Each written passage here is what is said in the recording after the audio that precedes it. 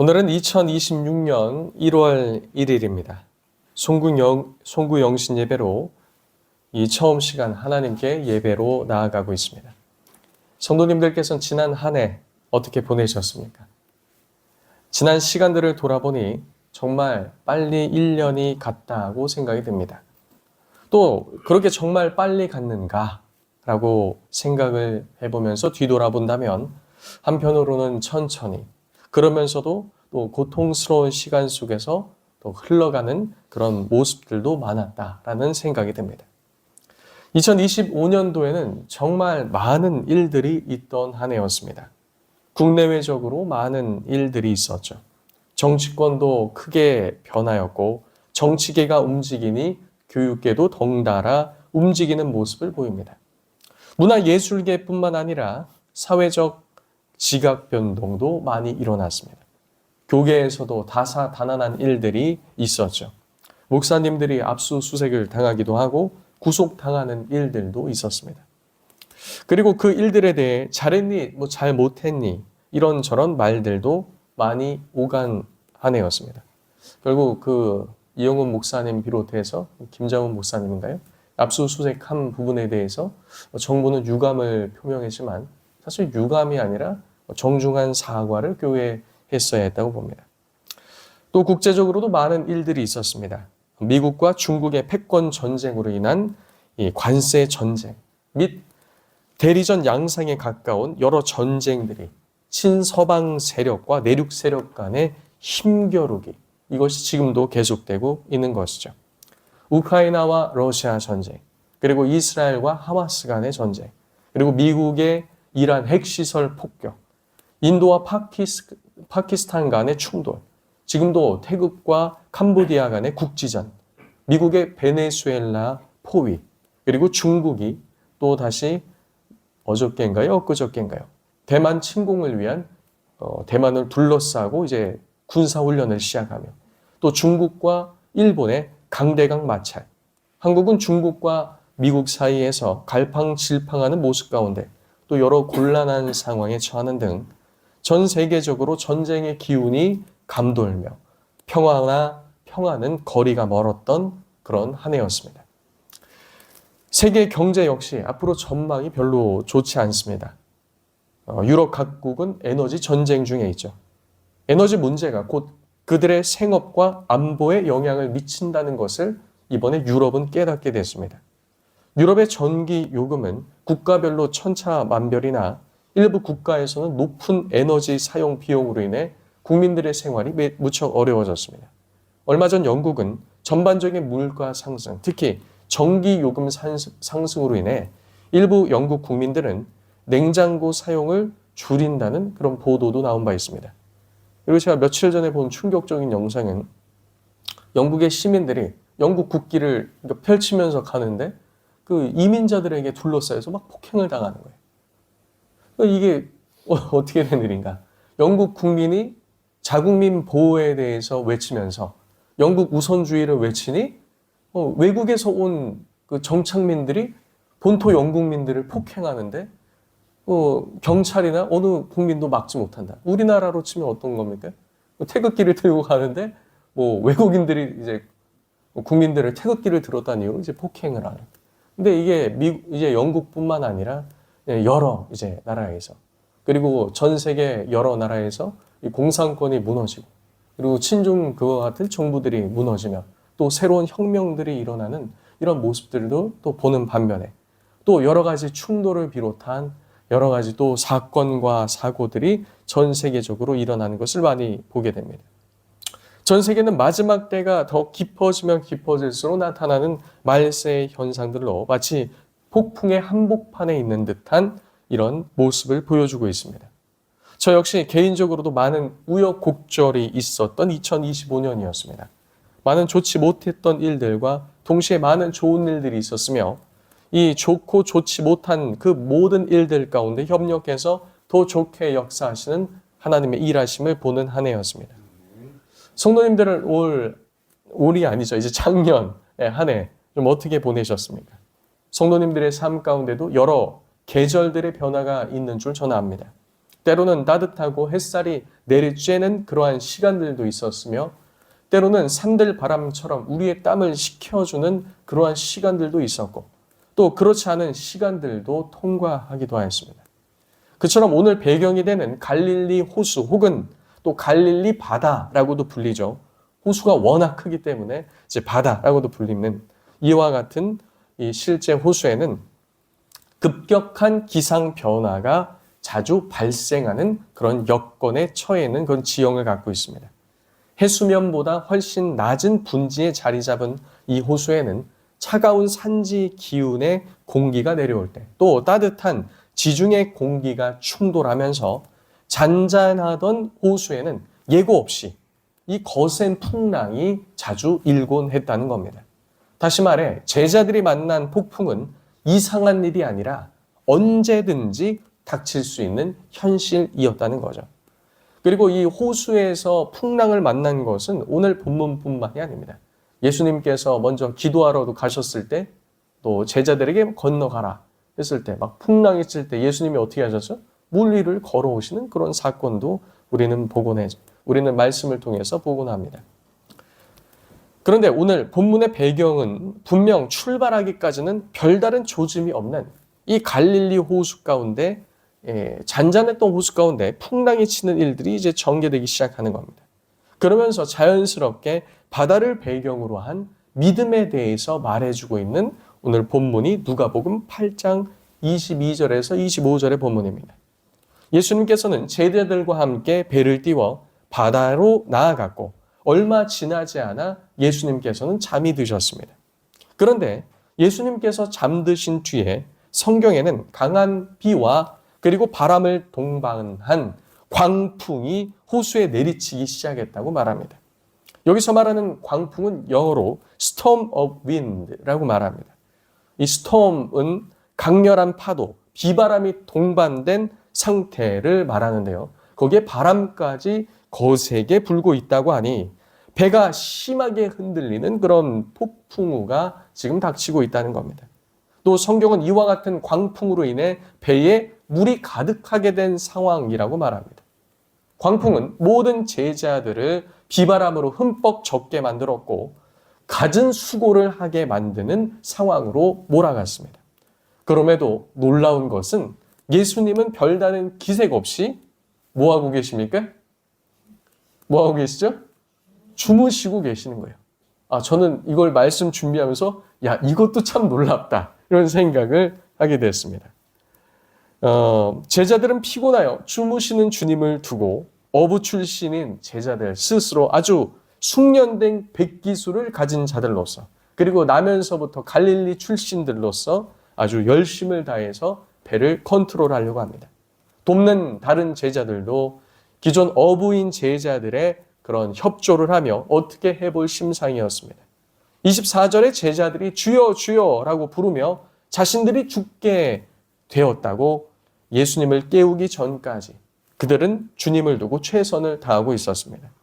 그런데 이 배는 요나가 탔던 그런 큰 바다를 향해 나아가는 그런 배가 아니었습니다. 고고학적으로 갈릴리 호수에서 예수님 당시 흔하게 사용되던 어선이 발굴되었는데요. 그것은 길이가 약 8.2m, 너비는 2.3m, 깊이는 1.2m 내외의 그런 배였습니다. 그러니까 여기 끝에 벽에서부터 한 요 정도까지가 한 8.2m. 폭은 이거보다 조금 더 넓었을 겁니다. 여기 한 반주자 있는 피아노 한 중반까지. 그래도 엄청 넓은 폭은 아니죠. 그리고 깊이는 한 허리 정도 오는 그 정도 배였습니다. 여기에는 15명 정도가 탑승 가능한 배였고요. 당시 배는 보통 평저였습니다. 이 평저라는 것은 바닥이 평평한 배를 말합니다. 여기에는 갑판도 없어서 파도로 인해 물이 바로 배 안으로 들어올 수 있는 이런 구조였습니다. 이와 같은 평저 목선은 침수에 매우 취약하였기에 이 배 바닥에 물이 20cm에서 30cm만 차도 금방 수백 킬로가 추가되는 그런 구조였습니다. 물이 20에서 30cm만 차면 복원력이 급감하게 되며 40에서 50cm 차게 되면 이제 더 이상 노를 젓는 것이 무의미해지는 그런 배가 됩니다. 이렇게 된 경우에라면 이 파도의 옆으로 말릴 그런 위험이 있는 겁니다. 파도가 옆에서 치면 그냥 배가 말리면서 전복되는 거죠. 제자들의 다수는 어부였기 때문에 그들은 그들 나름대로 당시 환경에서 능한 사람들로서 이 모든 환경을 주관해 보고자 했을 겁니다. 하지만 그들의 모든 수고와 노력 중 그 어떤 것도 통한 것이 없었습니다. 그렇게 그들은 끝에 가서 우리가 죽게 되었다라고 말한 것은 예수님 앞에 그저 투정을 부리거나 그냥 예수님이 주무시고 계시니 왜 그러느냐라는 그런 말이 아니었던 겁니다. 진짜 죽을 위험에 처했다는 거죠. 그런데 여기서 우리가 하나를 더 생각해 보았으면 합니다. 어떻게? 그리고 왜 예수님은 이런 상황 속에서도 주무실 수 있었느냐는 겁니다. 저는 이 부분에 조금 호기심이 갔습니다. 저는 이 말씀을 준비하면서 인간적인 의문이 들었습니다. 분명 그 배는 방수 처리된 그와 같은 선실이 있지 않았을 것이며 높은 가판이 있는 것도 아니었습니다. 분리된 공간은 더욱이나 없었다고 볼 수 있죠. 그저 호수 이편에서 저편을 건너가는 것이었기에 대형이나 중형 선박도 아니었다는 겁니다. 그들이 늘 타고 다녔던 그러한 배였을 겁니다. 그런데 당시 상황은 광풍으로 인해서 심하게 배가 흔들릴 뿐만 아니라 거센 비바람으로 인해 물은 뺨을 때리듯이 그렇게 내리고 있었을 겁니다. 물은 배 전체에 들이차고 있었는데 예수님은 거기서 무엇하고 계셨다고요? 주무시고 계셨어요. 그것도 상당히 대단한 겁니다. 주무시고 계셨습니다. 근데 여기서 우리는 몇 가지를 더 생각해 볼 수 있습니다. 바로 예수님의 인성에 대한 부분입니다. 예수님은 배에 오르시자마자 잠드셨다는 것은 사역에 많이 피곤하셨다는 것이며 그만큼 지치셨다는 것을 의미하기도 합니다. 그렇기에 배에 오르자마자 깊이 잠드신 것일 수 있습니다. 하지만 그렇다고 해도 아무리 피곤하다고 해도 성도님들 그 배가 어떻게 되고 있어요? 출렁이고 있어요. 그래요. 다 좀 타협해서 그냥 편안한 잠자리. 성도님들이 너무 피곤해서 집에 아주 안락한 침대에 누워 있다고 해봅시다. 근데 누가 갑자기 바가지로 물을 얼굴에 끼얹습니다. 그럼 어떻게 되죠? 뭐 하면서 막 갑자기 그냥 상방신이 튀어나오듯이 일으키면서 그렇게 깨지 않겠습니까? 더구나 비바람이 얼굴을 때리기도 하는데 예수님이 그냥 주무셨다는 것을 어떻게 볼 수 있겠느냐 말입니다. 여러 고민 끝에 두 가지 정도를 더 생각해 보았습니다. 먼저 예수님은 이렇게 될 모든 것을 이미 알고 계셨다는 거죠. 어떻게 보면 젖을 준비하고 비바람을 맞을 마음의 준비를 다 하신 채 잠이 드셨다고도 볼 수 있는 겁니다.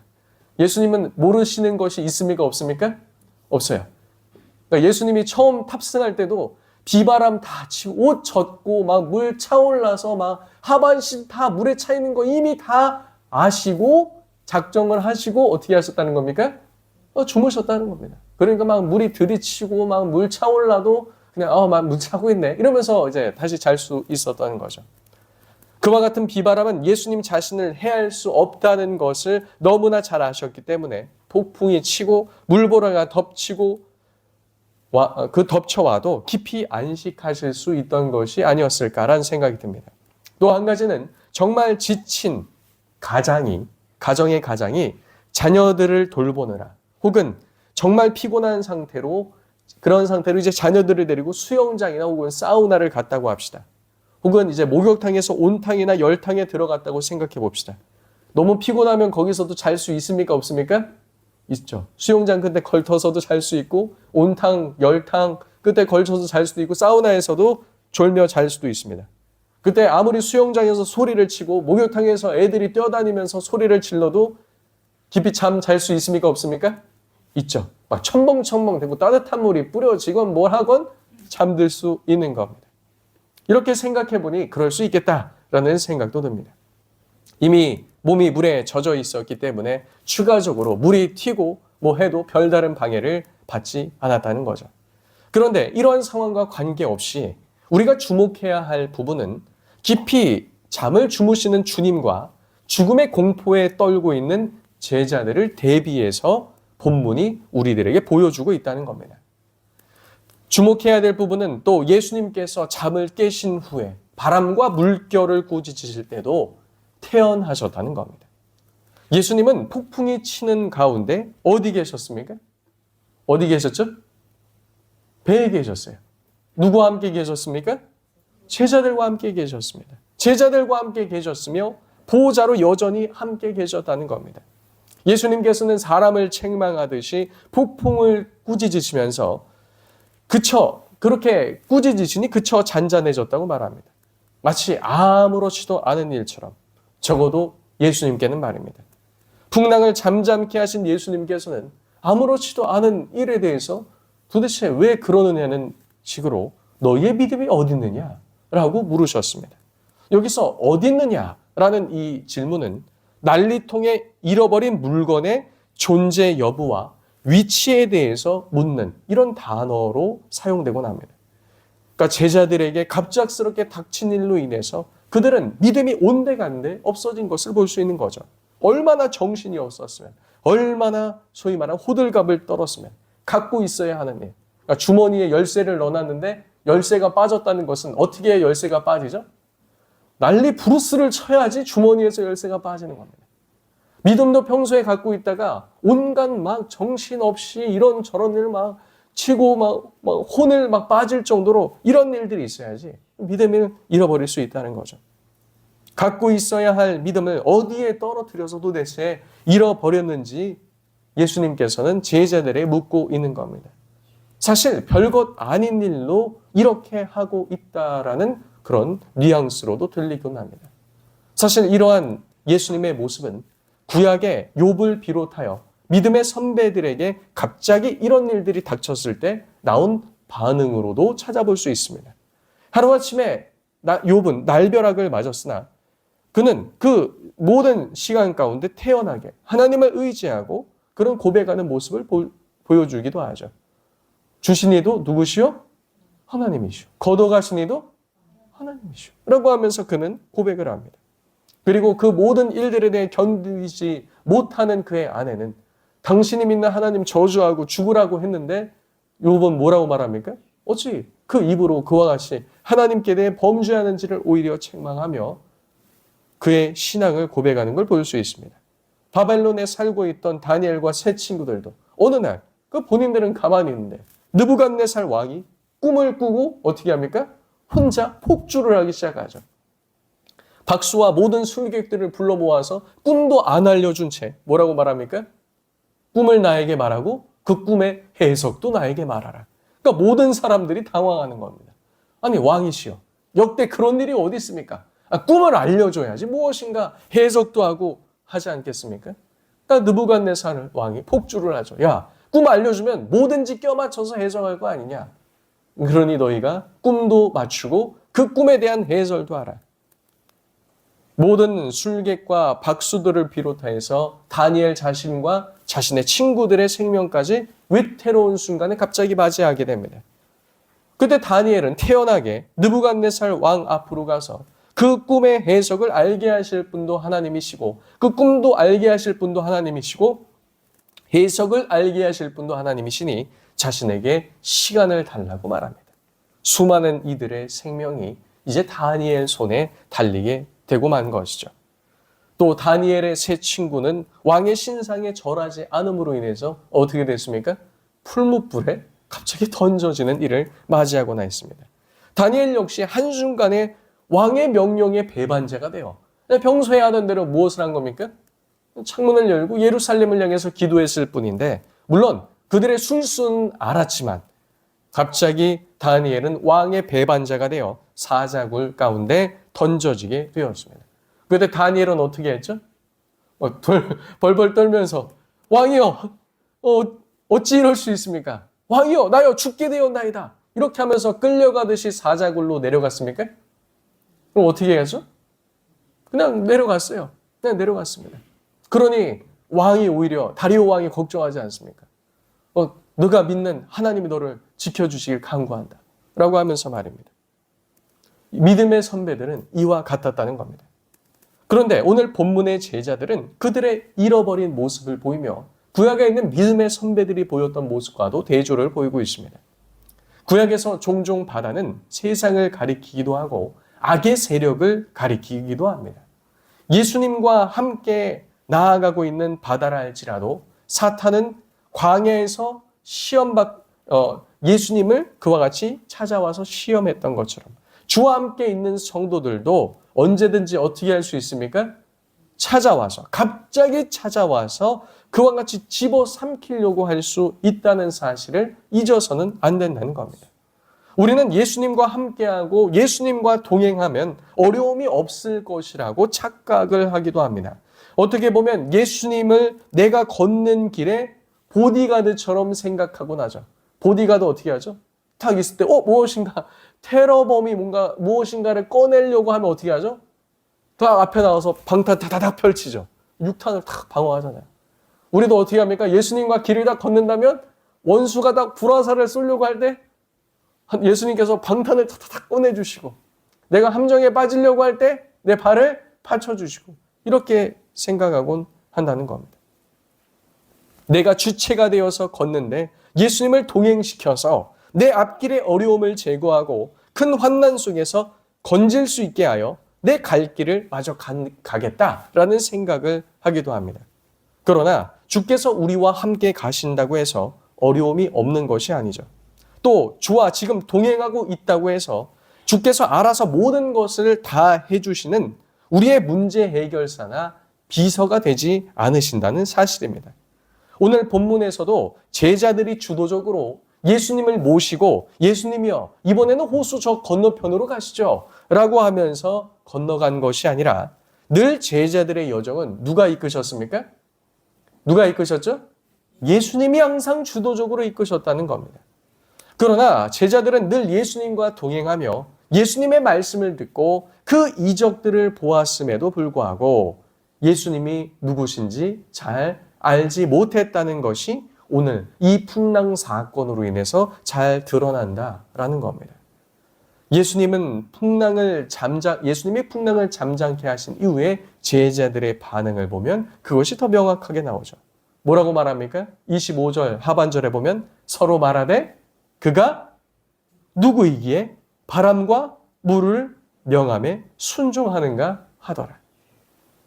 제가 말씀 준비하면서 이 부분을 할 때 하하고 웃었습니다. 제 아내가 무슨 일인데 우세요? 라고 물었고 아니 저 말씀 준비하는데 참 재미있네, 웃기네 하면서 웃었습니다. 도대체 이 사람들은 순간 제가 읽으면서도 이 사람들은 뭐 하는 사람들인가 하는 생각이 들었기 때문에 그렇습니다. 2년 동안 2년이 뭡니까? 그 오랜 시간 동안 예수님과 함께 말씀도 듣고 기적도 보고 표적도 보고 동거하면서 생활했음에도 불구하고 아니 서로 말하되 이 누구이기에 바람과 물도 순종하는가 이런 이야기를 주고받고 있다는 거죠. 그런데 이 모습은 단지 2000년 전 제자들만의 모습이 아닌 오늘 우리들의 모습이라는 사실입니다. 성경이 말하는 예수님을 바로 알 때, 예수님이 누구신지를 바로 인지할 때라야 비로소 믿음으로 모든 것을 바라볼 수 있다고 오늘 본문은 우리에게 말해주고 있는 겁니다. 예수님은 그저 평범한 선생님이 아니셨습니다. 탁월한 하나님의 말씀의 전달자가 아니셨습니다. 그분은 그 말씀 자체셨습니다. 그분은 그저 능력 행하는 능력자가 아니라 모든 만물을 창조하고 다스리시는 창조주이셨습니다. 많은 것을 가르치실 줄 아는 지혜자가 아니라 바로 그 지혜 자체이셨다는 사실입니다. 우리도 이 말씀을 비춰서 볼 때 우리의 삶에서 두려워하는 이유 역시 제자들과 동일하며 분명하게 나타납니다. 우리는 상황과 환경을 두려워하는 이유는 바로 그 상황과 환경이 우리의 통제 범위 밖에 있다고 느끼기 때문이죠. 만일 평소와 같은 수준의 비바람이었다면 혹은 평소와 같이 잔잔했다면 그 건너편까지 가는 것에 제자들만의 힘으로도 할 수 있고 의도한 대로 흘러갔다면 그들은 두려워했을까요? 두려워하지 않았을까요? 두려워하지 않았을 겁니다. 비바람이 쳐도 별로 두려워하지 않았을 겁니다.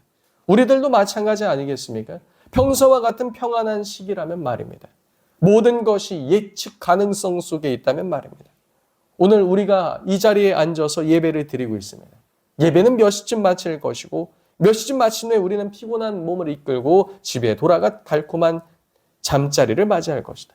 그리고 내일은 기쁨과 기대로 시작하는 2026년 1월 1일 첫날 아침이 될 것이다.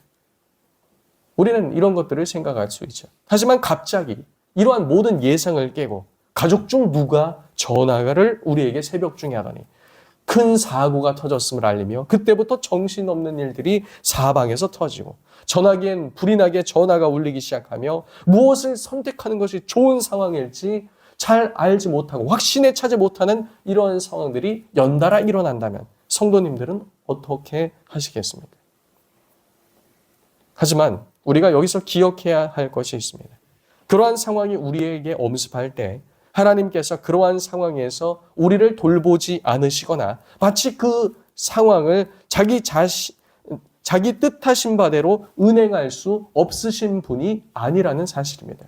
어떻게 보면 오늘 본문에 등장하는 이 자연이라는 것이 정확히 그것을 보여주고 있습니다. 성도님들, 자연 통제하실 수 있습니까? 자연? 통제할 수 있습니까? 없습니까? 통제할 수 없어요. 자연이라는 것은 우리의 삶에 대표적으로 통제할 수 없는 뚜렷한 영역이라고 말할 수 있습니다. 그런데 그러한 통제할 수 없는 우리의 통제 밖에 있는 이러한 상황도 예수님과 함께 할 때에도 어떻게 될 수 있다는 겁니까? 일어날 수 있다는 겁니다. 우리는 예수님께서 함께함을 알지만 내가 할 수 있는 그 지점까지 사실 애쓰면서 상황을 핸들링 하려고 합니다. 그러면 예수님께서 함께 계시는데 내가 그 상황을 어느 정도 핸들링 하려는 것이 잘못된 것인가? 어떤 면에 있어서는 그렇지 않다고 봅니다. 그러니까 어떠냐에 따라서 좀 다르기도 해요.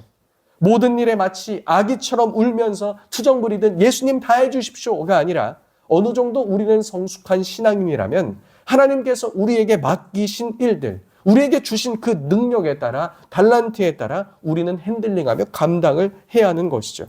그러나 늘 그리고 항상 모든 상황을 우리가 신앙에서 배운 대로 또 말씀에 있어서 순종하는 대로 나아간다 할지라도 그 일들이 풀리고 해결되기만 하지는 않는다는 겁니다. 때론 평소와 같고 평소대로 순종하면서 건너편으로 건너가기 위해 맡겨진 소임에 최선을 다했는데 평소에도 뭐 한두 번 건너갔겠습니까? 평소에도 건너갈 때 누가 건너갔겠습니까? 그 배에 누가 저었겠어요? 제자들이 핸들링하면서 건너갔을 거 아닙니까? 평소대로라면 그 주신 모든 소임에 최선을 다하면서 나아가야 하는 것이 마땅하겠으나 때로는 우리가 다룰 수 없는 그런 문제에도 봉착한다는 겁니다. 그러나 성도님들, 그렇게 수고하다가 벽에 부딪히는 그런 지점에 그리고 갑작스럽게 나타나는 어떠한 지점에 있을 때 내가 그 상황과 환경을 통제하지 못하고 그 상황을 핸들링하거나 다루지 못한다 할지라도 늘상 하나님께서는 어디나 계시며 그 모든 상황을 주관하심을 믿으시기 바랍니다.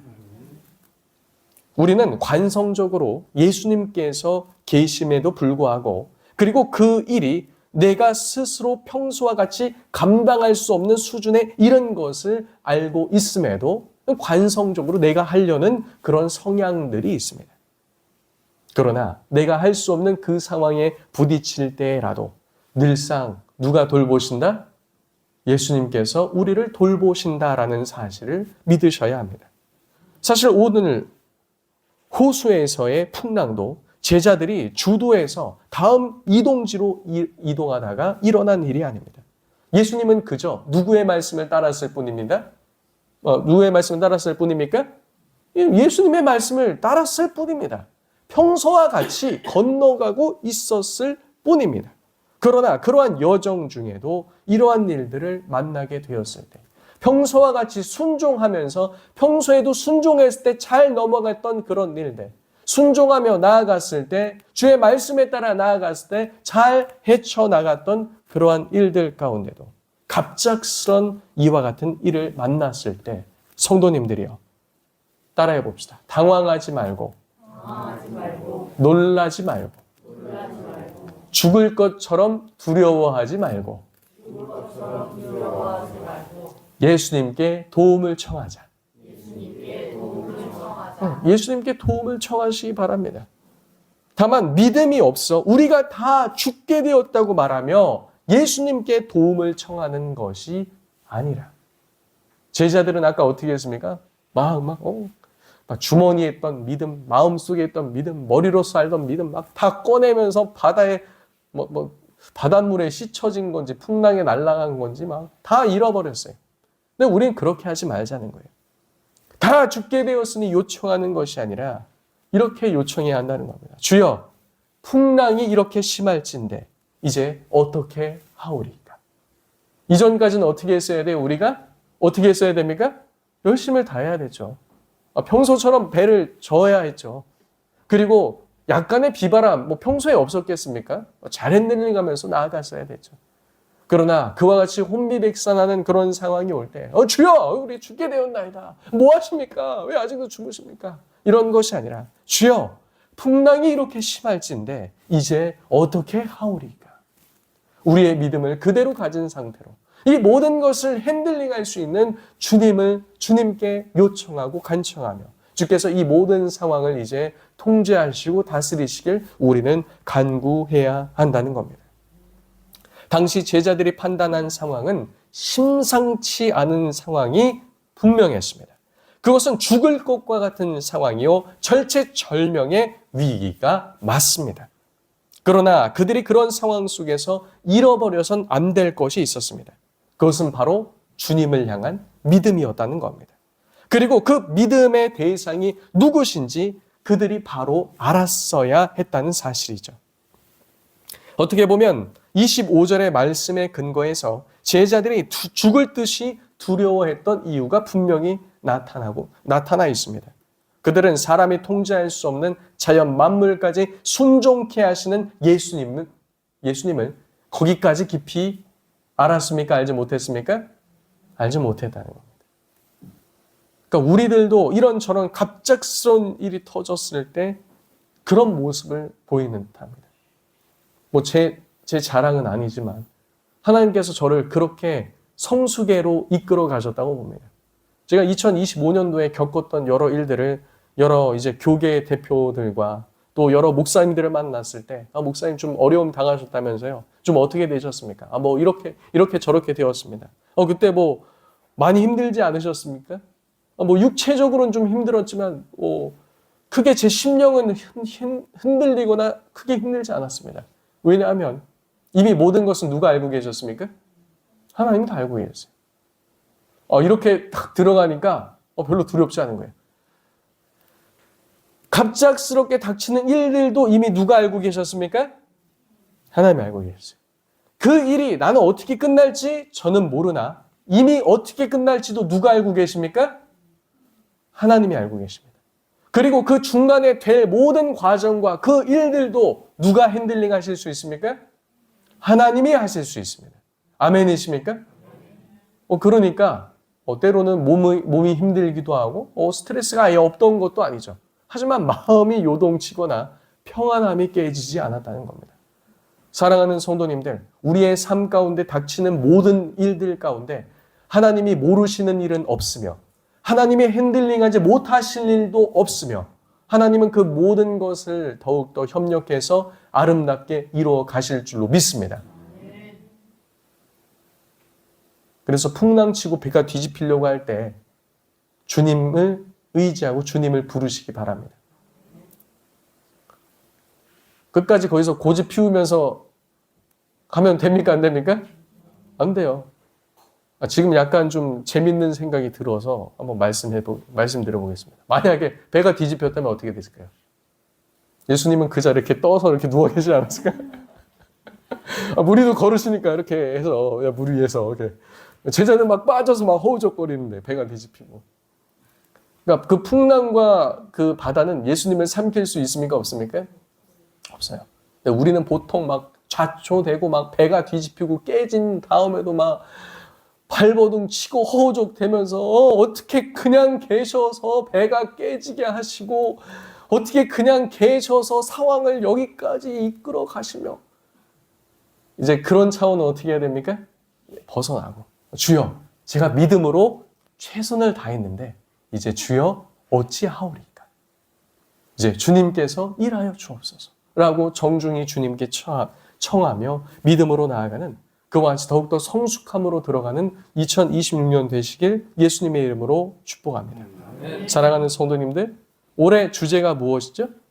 순전한 믿음으로의 회복. 올해 주제가 무엇이라고요? 순전한 믿음으로의 회복. 참된 믿음은 어디서 나오겠습니까? 주여 믿습니다. 100번 외치면 믿음이 나옵니까? 그런 데서 나오는 것이 아닙니다. 어려운 환경과 상황, 꽉 막히는 듯한 보이는 그 위기 속에서도 그것을 뛰어넘으시며 주관하시며 다스리시는 하나님을 바로 알 때 우리는 믿음에 바로 설 수 있다는 겁니다. 하나님을 힘써 알아가며 그분이 진정 어떤 분이신지 더 깊이 경험해가며 믿음으로 굳게 세워져가는 2026년 참사랑교회 모든 성도님들 되시길 예수님의 이름으로 축복합니다. 지금 우리 들은 말씀 놓고 함께 기도하겠습니다. 주여, 우리로 하여금 믿음 가운데 행하게 하시고 우리에게 그 폭풍우 가운데서도 모든 것을 주관하시는 하나님을 믿으며 나아가게 하여 주옵소서. 우리 다 같이 들은 말씀 생각하며 주여 한번 외치고 통성으로 기도합니다.